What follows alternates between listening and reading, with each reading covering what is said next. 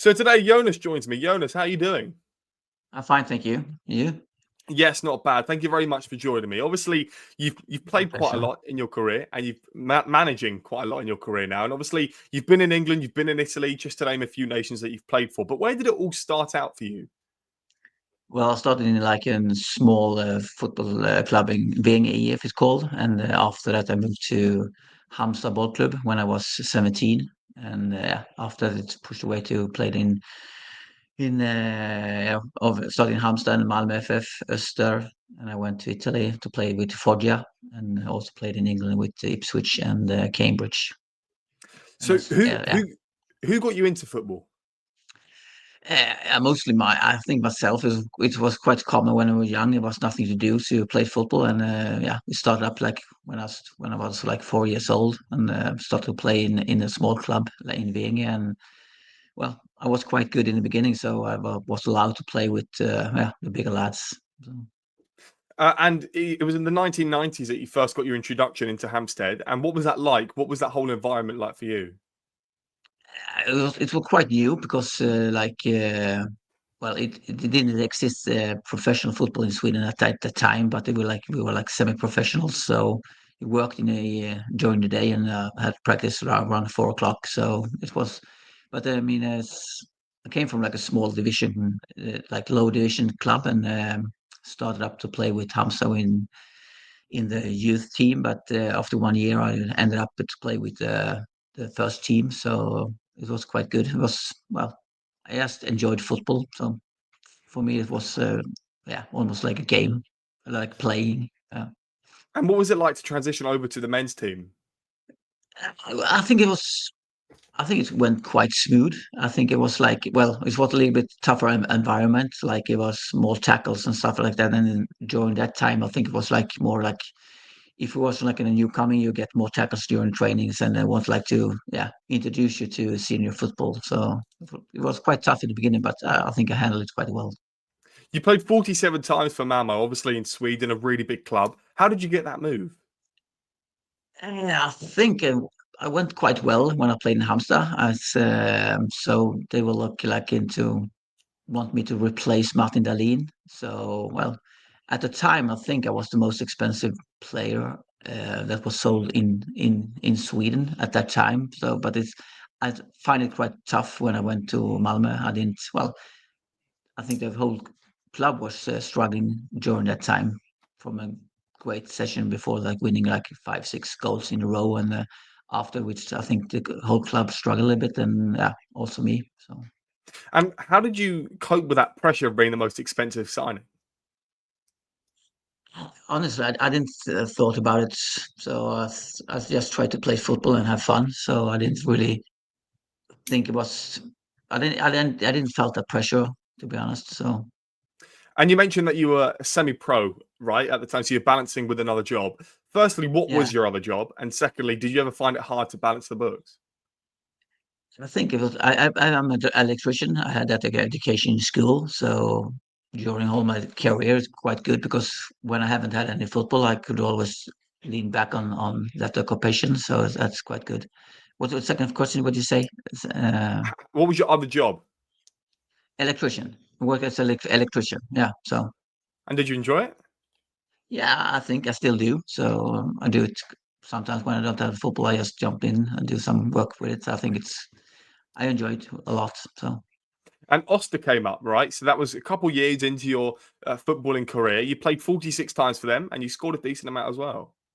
Yeah, yeah, I think went quite well. We had a quite decent team during that time, so I think that's what's a good spell. I played 3 years in Öster in Allsvenskan, so I think that was a good time for me.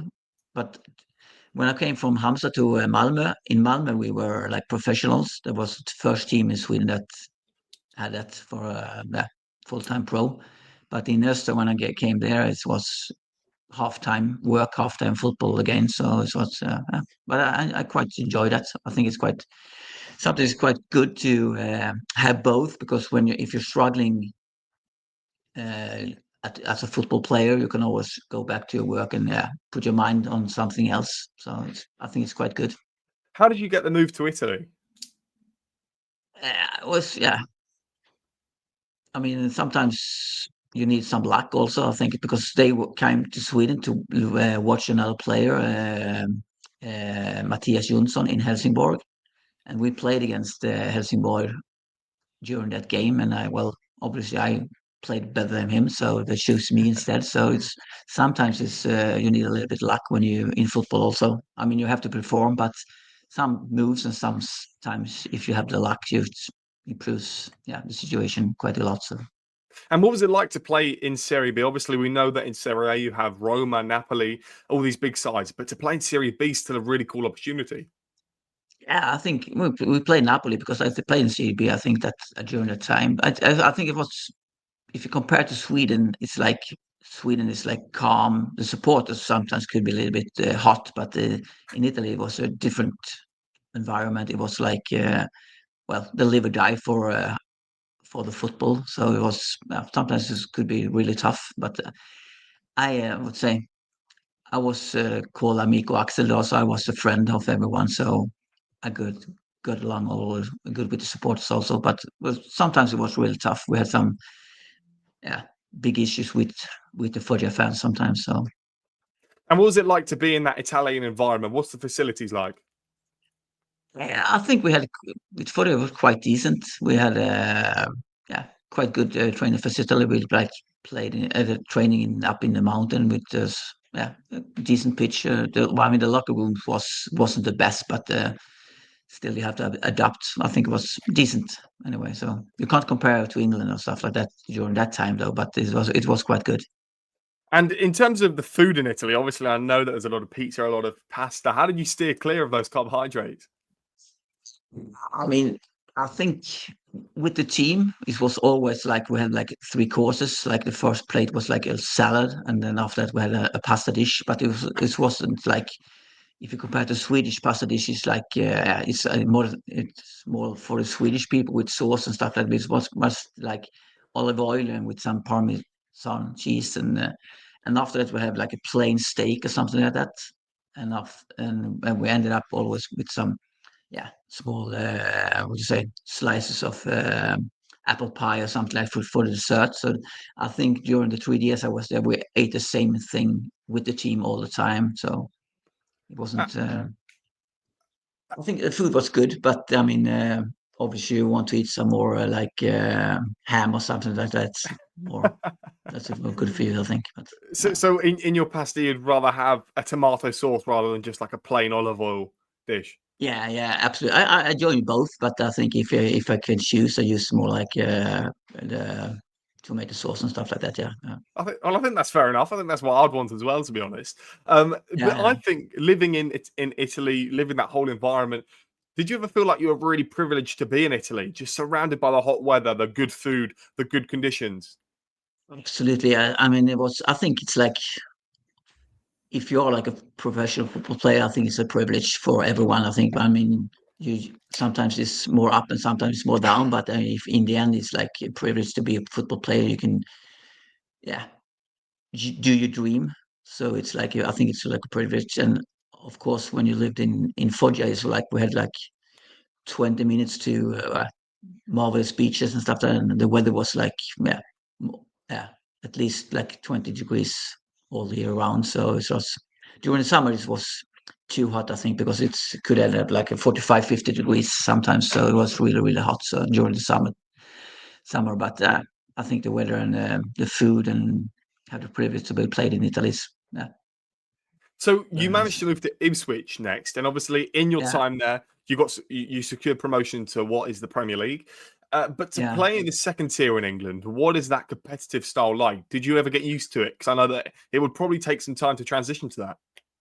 Yeah, I think it's like I remember the first weeks when we had like training sessions and stuff like that. I think I thought I should have a foul, but George Burley then gave me the foul because he think he was diving. I think that's something that you do more in Italy during that time. It's like more diving and more acting to get free kicks and stuff like this. A little bit tougher in England, and I like the English environment more because I think it's more like fair. It's tough, but it's fair. So it's like So you yeah. managed to go to Wembley, right? And you won at Wembley.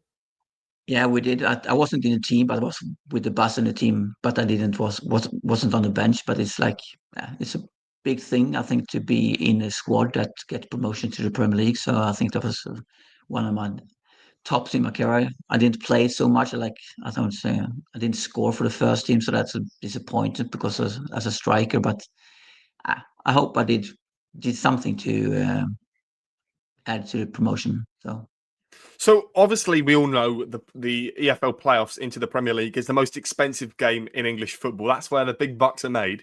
But yeah. obviously, to be in that environment, to be on the team bus, to go to Wembley, what was the experience? Could you like describe me through it all? I think it's even I didn't play, but I was just still nervous. It's like a massive game for the club and for the supporters. So it was like the building up for the game was massive. I think with all the buses towards Wembley with all the fans, red and blue. So it's like it's a massive game. So it's good to be. And I would say it's a good what to say good experience to have been in that situation. You can take something with you in your coaching career and stuff like that. But I think it's just a massive thing to be involved with during the time. So obviously, Ipswich got relegated from the Premier League last year, but they were promoted. Do you Yeah, follow Ipswich now? I follow Ipswich, watch some games, but mostly I follow the results during the weekends and stuff like how it goes on and stuff like that. I think that did quite well in the Premiership. I think it's a tough league, so it's all about the money and things. So if you should be stay up in the Premier League, so I think they did decent well.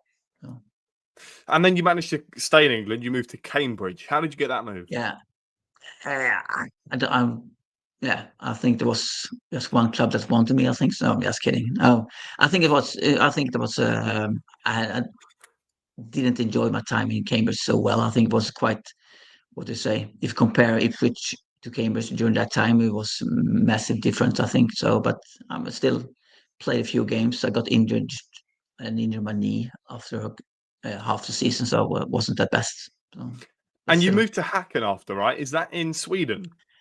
In Sweden, yeah, yeah. They play in that during that time they play like in the second division, like in the Premiership, and but now they play in the top level, the highest division. So And what was it like to play for them? well, I enjoyed my time. It's still they played good football, had a good team, so it was as long as you could play football at high level, is I think you enjoy it. But I think it was a good spell. I just played it for 1 year, so I had a good time, and we played a lot of good games. So that was nice. And you retired after your spell at Angerholm. What? How did you come to the decision to retire? Well, I think about it a lot because I think it was like it just happened. I didn't plan to stop playing football. You just felt that well, it's enough. It's enough. So I think it was yeah. I just stopped. I didn't plan it. It was after the last game, and I felt like well, it's going to be tough to do another preseasons and stuff like that. So yeah, just put my shoes on the shelf and retired. So, So you represented Sweden at the Olympics in Barcelona. yeah, How did you get the call yeah. up for the Olympic squad? Ooh, I don't know. I just remember when I was quite young and when I played in Halmstad and we had Stuart Baxter as a coach during that time, and he came to me and said, "Congratulations!" And I thought, well, it's not my birthday, is it? So it's like it. And then he told me that I was selected for the under 21 team and did a few games with them, and then we got also the promote like yeah we qualified for the Olympic Games. So yeah, it was quite what to say it exciting time before you get the actual call for the Olympic tournament, but it ended up well. So it's a good thing to have been involved also like in Olympic Games. It's massive. I think it's like well, it's not like the World Cup, but it's still quite a big tournament to be in the Olympics. So, So when you played for Sweden at the Olympics, you managed to beat Morocco 4-0. What was that game like? oh, it's a long time ago. I hardly remember. I hardly remember, but it's. I just remember there was really, really hot in Barcelona during that time. It's where the weather was like, yeah, almost like in Foggia. It was really, really hot even during the night. So it was quite hard to play, but I can't really remember the actual games, if to be honest. So But do you remember what it was like to be in Barcelona at the time? Like to stay there in the hotels, the environment, the fans? yeah, I mean, we didn't have so much fans, but it's like a big experience to be in the Olympic Village. Like you enter the whole is like a town, but it's just Olympics athletes and players. And during that time, it's also like the what do you call it? The American basketball team was also there with Magic Johnson and stuff like that. So it was quite massive. So it was a good experience to watch Olympic Village from the inside. With yeah, we had a good And time with the team and also with the other Swedish athletes. So. could you talk me through then the best club in your opinion that you played for? Because obviously, in my opinion, I reckon it's Ipswich or Foggia in Italy. But let me know, who is the best team that you played for? I think definitely Ipswich was the best team played with been involved with. I think we had some really good players in the team during that time. Jamie Gilton and yeah, Dave Johnson and Marcus Stewart and a lot of good players during that time. So Tony Mogbury also a great player, I think. So that was a really good team. It was tough to get involved because I think we had like if I don't really if I recall, it's like we had like I think Marcus Stewart was one the goal like what called golden boat, but scored most goals, and then we had David Johnson and we had James Scowcroft also that really good strikers and scored a lot of goals. So it was a tough competition during the time, but I really enjoyed my time at Ipswich, and I think it was really great. So, in terms of you being at Ipswich, do you remember when you stepped out of Portman Road for the first time? What was that like? I think it was like well, I'm not really sure, but I think we had like the first like preseason game with against Norwich, I think, or something like that. During I get on play like 20, yeah, 25 minutes of really massive. I think it was great crowd. I think the difference between the Swedish, like English crowd and the Italian crowd is like I my experience was like the English crowd always stick it behind your team and cheer you, even if you like if you try to do your best. You still get applause, but in Italy, if you don't win, you get like booed out and stuff like that. So that's a massive thing, different between during that time was like England was the sports scene that was more friendly, like, and but the Italian fans was could be really tough sometimes. So, in your managerial career, you have been at one club, I believe, for quite a while. Yes, I also assistant coach in Falkenberg. Hmm. We played in Allsvenskan, the highest division, for 7 years. So it's been involved that for a long time. Great experience. We yeah enjoyed both relegation and promotion. So it was good. And to be in that environment again, to go back home to Sweden. Well, Sweden is Sweden. You know everything. It's quite like comfortable and easy living. I think it's yeah, everything is as you left it. It's you can go abroad, but Sweden is still Sweden when you come home. So it's, but I enjoy it. But like Falkenberg is quite small club. Also, we had like a quite what do you call it? If you compare like we when I was coaching Falkenberg, if you compare to Malmö FF, if you compare it with financial, they are I think they use 1 million Swedish crown more a day than we did during. If you compare what they are spending during the year and what we ended up, so it's like, but it was a small club. I think we did well with the money and the players we had, so it was really fun. So And in terms of being a manager or a coach, manager or a player, what do you prefer? I think it's easier to be a player because you come to the training, you do your training and do your thing, and then you just leave. As a coach, it's like a 24/7 work, so it's like you never can really stop. You think about football all the time. You have to be available all the time and stuff like that. So it's quite tough. And in your current role, you're the manager. What's it been like for you to be there? Sorry, one more time. At the Swedish club that you're most recently being with, you've been there Yeah, for quite a yeah. while. We've been there for a few years. So what's it been like for you? Well, I haven't been coaching. I left Falkenberg for a few years. I left was like I coached. women's football for the last year in Vejby in the highest division. So that was also a new experience to be coaching women football. Is like it was a new nice experience for me, I think. So. And the last thing from me would be in the women's game. What have you learned the most? To be really, really, let's say, if you want something, you have to really explain why and what's the purpose with doing things. I think with boys football or like say men's football, it's a little bit more like you can just say we do like this and the men's just do it. But when compared to coaching, I think women football is like you have to be why and what's the purpose with you doing everything. It's a little bit more of that, I think. So. Well, Jonas, I really appreciate you joining me today. All the best for your club and Yeah. all the best for your Yeah. managerial career. Yeah. Okay. Cheers.